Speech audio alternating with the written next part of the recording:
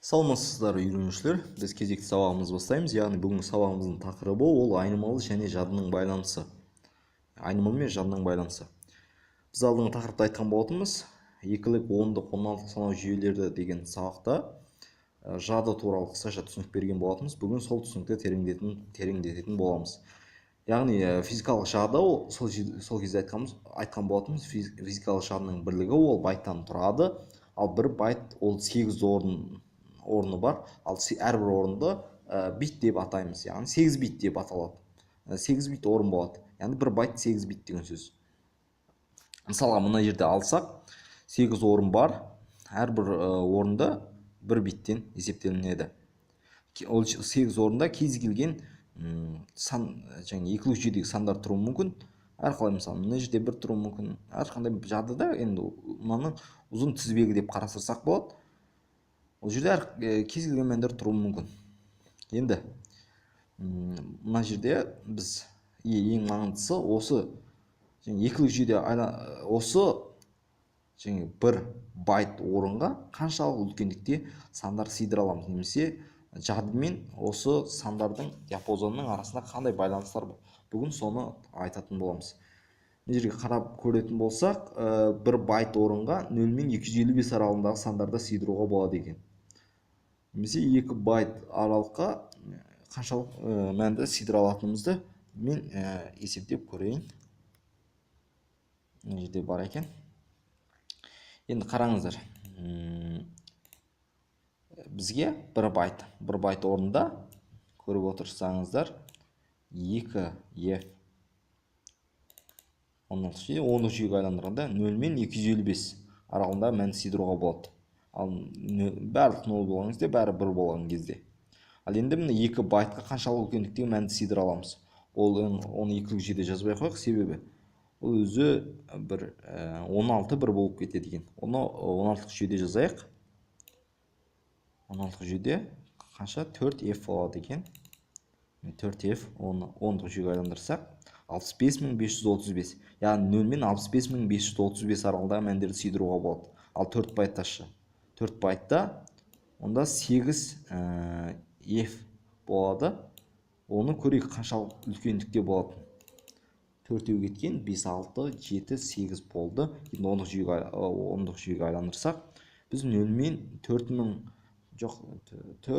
миллиард 292 94 миллион сондай бір сандарды сыйдыруға болады екен, үлкен бір. Енді сайтқа қайтадан оралайық. Сайттың алдыңғы бетін келесі бетін ашайық. Айнымалы мен жадының байланысы. Айнымалы мен жадының байланысы ол жерде жаңа айтып өткендей, бір байт ол 8 орыннан тұрады. Әрбір орынды, яғни немесе 8 биттен тұрады. Әрбір орында бит деп атайтын боламыз. Енді өздеріңіз есептеңіздер. Мысалы компьютерде әдетте нешелеген гигабайт символ немесе жадының үлкені нешелеген гигабайтқа дейін жетеді. Сонда есептеңіздер, әрбір нешелеген гигабайтта қаншалық үлкендікте сан сыяды. Мысалға бір мынерде қарапайым мысалдар келтірген, бір килобайтта 1024 байт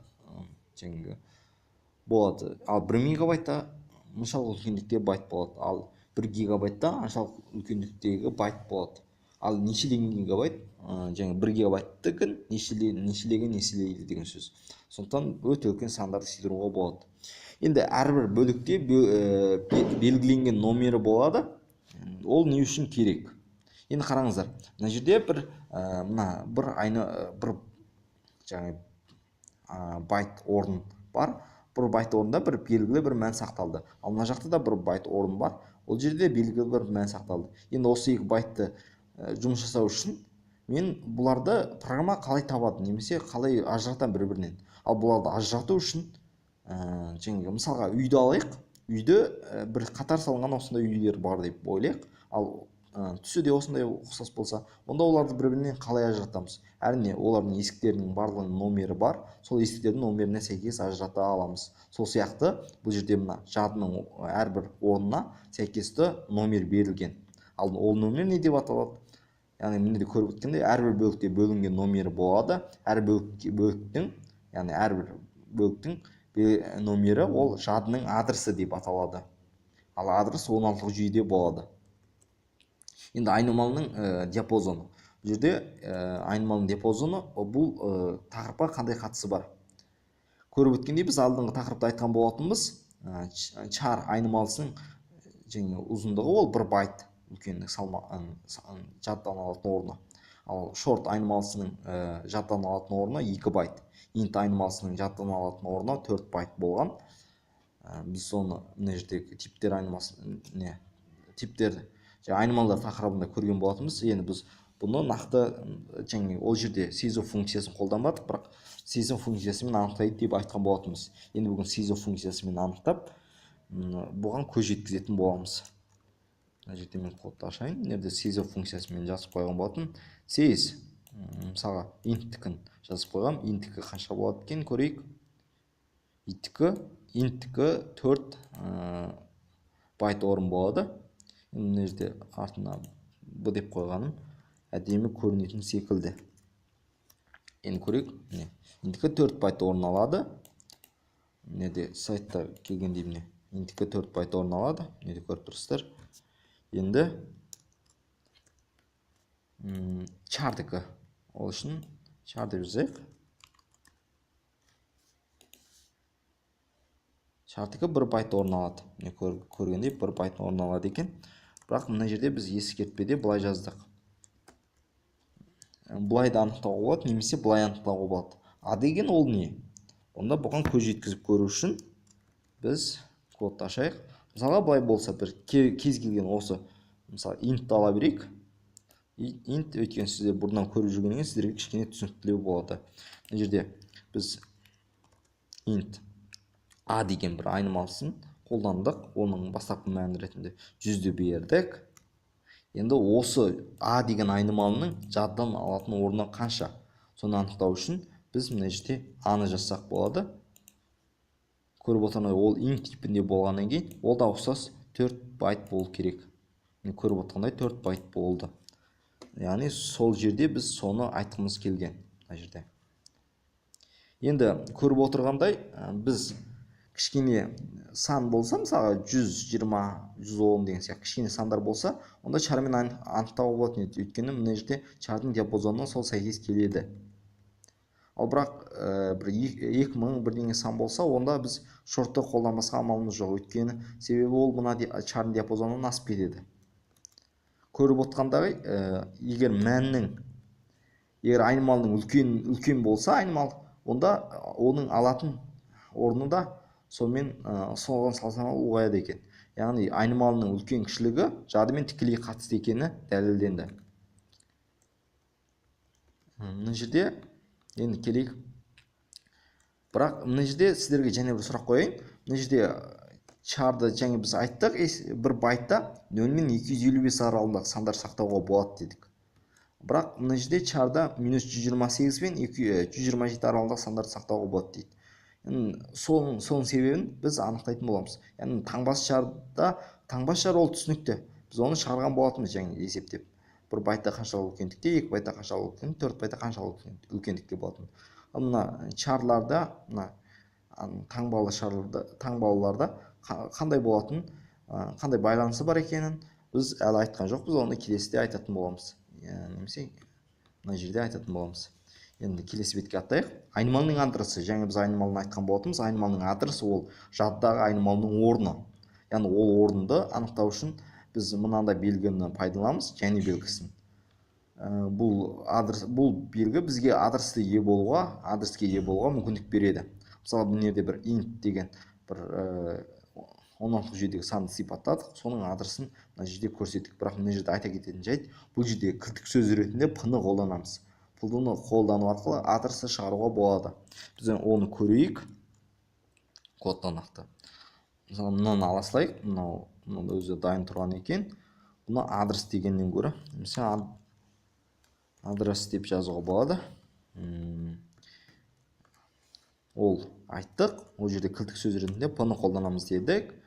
Енді мына жерде сезу бол керек емес, оның орнына бол керек. Сол адрес оның артында айнымалының аты. Енді көрейік, қанша болар екен. не шығар екен. Міне көріп өткендегідей осы айнымалының, осы А деген айнымалының менің компьютерімдегі жадыдағы орнын, яғни жадыдағы адресін шығарып берді. Осындай адресте сақталған екен. Бұл адрес өзі орнатылған жүйеде екенін мына жерден көріп алдық. Енді біз жаңа айтқан болатынымыз таңбалы мен таңбасыздың қандай байланысы бар екенін айтатын болғанбыз. Қарасаңыздар, мына жерде мен бір мысал келтірген, мынандай бір адресте мынандай мән бар. Ол жаңа мысалға ондық жүйеде 198 деген мағынаны білдіреді. Ал тура адресте сондай мән бар. Ол бірақ мынау таңбасызда 198-ді білдіреді. Енді таңбасызда 0 мен 250 аралығында мәнді алады, 1 байт. Ал ол мынандай тура осындай адрес таңбасызда 198-ді білдіреді. Ал таңбалыда -58-ді білдіреді. Екеуінің адресіндегі мәндері сәйкес ұқсас, бірақ екі түрлі мән. Не себептен? Ол қалай? Яғни бұл жерде біз таңбасы чар мен таңбалы чарға мысал келтіргенбіз, соны ажырататын боламыз. Енді көріп алайық. Ең алдымен біз кодтан көрейік. Мына жерде кішкене мен қолданған Zline IDE-сінде адресті көру кішкене ыңғайсыздау екен. Мен оны визуалда кейінгі сабақтарда біреусінде визуалдың нақты көрсететін боламын. Ең алдымен біз бір char дедік. Ең алдымен charда бір типі char болатын болды ғой. Char, кешіріңіздер, қате жазып алдым. Char айнымалының атын берейік. Оның 100 ең алдымен 100 -50 неше болатын еді? -58. -58 міне. -58 бен біз айттық.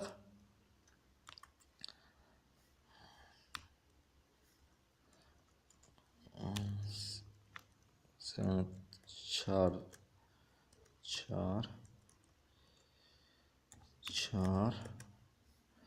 бұнымен 198 сәйкес келеді дедік. Жазып қойдық міне екеуінде. Атын жазып кетпепті. Атын жазып ұмытып кеттік. Оны Б дей салайын. Енді А мен Б сәйкес келеді дедік. Оны қалай көз жеткіземіз? Енді қарайық. Бұл жаңағы чар дегеніміз ол символ. Біз оны кейін тақырыпта айтатын боламыз. Мысалға, мынау А деген ол мына сандарға сәйкес бұл бір символды бейнелейді. Мысалға мынерде ал оның чардың кілттік сөзі ретінде біз сыны қолданамыз. Енді мына жерде сыны жазайын. А деген Аның символы қандай символ екенін бұл жерде шығарып көрейік. Қарасақ, мынандай символ болып шықты. Аныкі, яғни сұрақ белгісі. Енді бұныкін көрейік. Бұныкі қандай белгі болып шығар екен? О да ұқсас сұрақ белгісі болды. Біз екеуінде көріп отқандай ұқсас сұрақ белгісі болды. Екеуінің де мынаныкі де бейнелеп шыққаны ол сәйкес келетіні ол сұрақ белгісіне сәйкес келетін болды. Ал мынаныкі де ол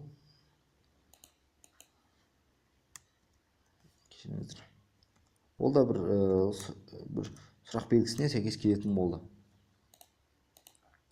Шығаранды екеуін көрдік. Немесе екеуін бірінің астынан бірін шығарып көрейік. Жерде екеуін көшіріп алайын. Бірінші ретте Аны шығарайын.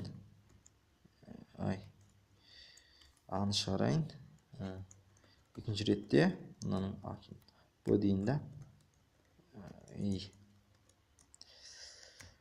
Б дейін да. Босты ашпай қойын болды. Бұны шығарайын. Мені көріп тұрсыздар. Біріншісінде Аны шығардым, екіншісінде бір шығардым. Бірінің артынан бірін түсіру үшін мынаны астыға түсіріп жіберейін. Яғни оны білесіздер, қайсымен астыға түсіру керек екен. Енді көрейік. Мен көргенде екеуде де ұқсас жаңа символды бейнелеп шығарды. Біз енді бұны екеуінің жаңағы жадының ішіндегі екілік жүйеде сақталған мәндері ұқсас екеніне көз жеткіздік. Жаңағы мәндер ұқсас екеніне көз жеткіздік. Мына жерде оны айтқан болатынбыз міне. Бірақ аралықтағы байланыс не? Енді ол үшін келесі бетті ашайық. Мына жерде тереңірек түсінік берейік. Ол жерде былай. Мына жерде ансегнет чар ол түсінікті таңбасы чар. Ол 0-ден 255 аралығында болатын түсінікті бір байттың соншалық үлкендікте. Ал мына жерде жаңағы таңбалыда ол қандай диапазонда болады? Таңбалы көргендей -128 пен 127 аралығында болады мына жерде. Ал міне айтып өткендей, таңба ол ең жоғарғы орын, ол таңба иеленеді. Яғни таңбаның орны ол. Сондықтан мына жерде таңба егер ең жоғары нүкте 0 болса, онда ол бүтін сандар болады, оң сандар болады. 0-ден 255-ке дейін. Яғни мына жерде 5, 4, 5, 6, 7. 7 1 болса, ол алдындағы енді және бір артық болып бір қосылатын болса, ол теріс санға айналып кетеді. Сондықтан ең максимум 0-ден 127-ге дейін мән алады. Мынаның нақты 127 болатын көз жеткізулеріңіз келсе, біз көз жеткізуге болады. Мына жерде мен ашып қойған екен. Мынаны жойып жіберейін де, екілік жүйеде жазайын. Мысалға мынау 1 болды, мынау да 1 болды, мынау да 1 болды, мынау да 1 болды. Мынау да 1 болды. Кешіріңіздер. Мынау 1 болды, мынау да 1 болды. Енді көрдіңіздер, 0-ден 127 аралығында диапазон шықты, бұл түсінікті болды. Ал бірақ мына теріс жағы, онда ол қалай? Қарап отырсақ, теріс жағында алдына 1 қойылса, олар таңба 1 болғандықтан, жаңағы мына 0 деген плюсті білдірсе, 1 деген минусты білдіреді. Сонда арт жағындағы сәйкес мәндер олардың жаңағы мән аумағын білдіреді. Яғни 0-ден енді бізге шығару керек -128 аралығындағы аумақты. Математикада білесіздер,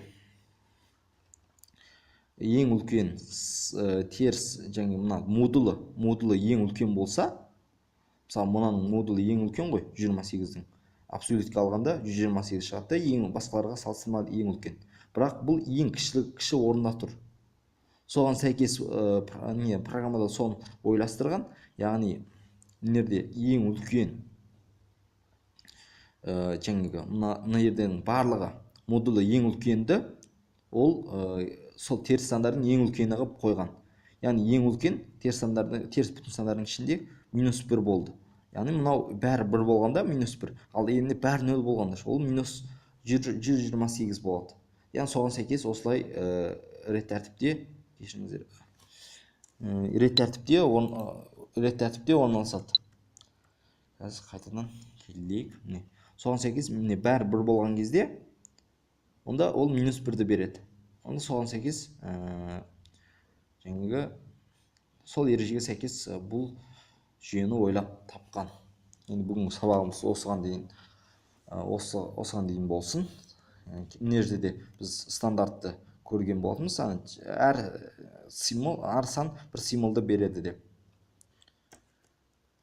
Енді кезекті сабағымызда бұл символды біз сонда түсіндіретін боламыз. Чар тақырыбында кезекті сабағымыз осымен аяқтайық. Сау-саламат болыңыздар.